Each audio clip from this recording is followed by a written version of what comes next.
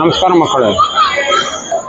இப்போ நான் இந்த வீடியோவில் இன்னைக்கு மும்பையில் இருக்கிற தாதர் ஸ்டேஷன் பற்றி உங்களுக்கு கொஞ்சம் டீட்டெயில் கொடுத்துட்டு ட்ரை பண்ணுறேன்.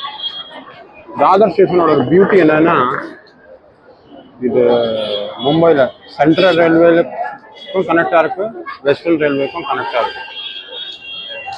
அப்போ என்னென்னா, நீங்கள் வீட்டிலேருந்து கல்யாண், கானா, முல்லுன், டோம்பிலி, டிட்வாலா, அம்பர்நாத், பத்லாப்பூர் போகிறதுக்கு ட்ரை பண்ணீங்கன்னா தாதரை கிராஸ் பண்ணி தான் நீங்கள் போகணும்.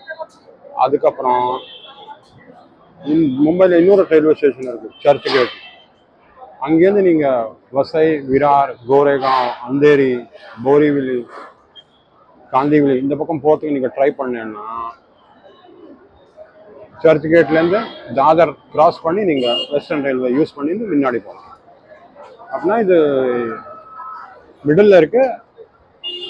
ஒரு 7-8 பிளாட்ஃபார்ம் சென்ட்ரல் ரயில்வேக்காக யூஸ் பண்ணுறேன், 7-8 பிளாட்ஃபார்ம் வெஸ்டர்ன் ரயில்வேக்கு யூஸ் பண்ணுறேன்.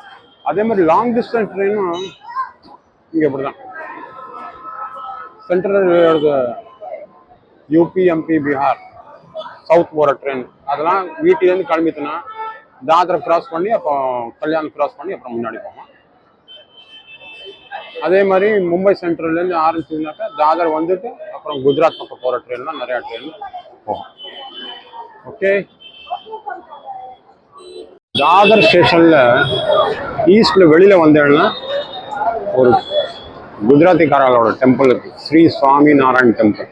இதை பாருங்க, ஜஸ்ட் தாதர் ஸ்டேஷனுக்கு ஈஸ்டில் வெளியில் வந்தேன்னா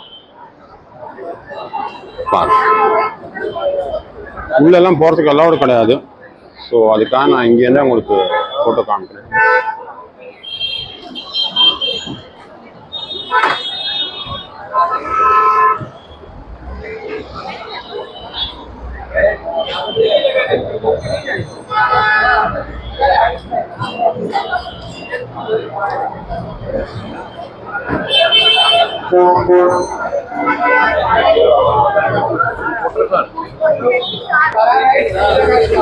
நான் இருக்கிறது தாதர் ஈஸ்ட் சைடு.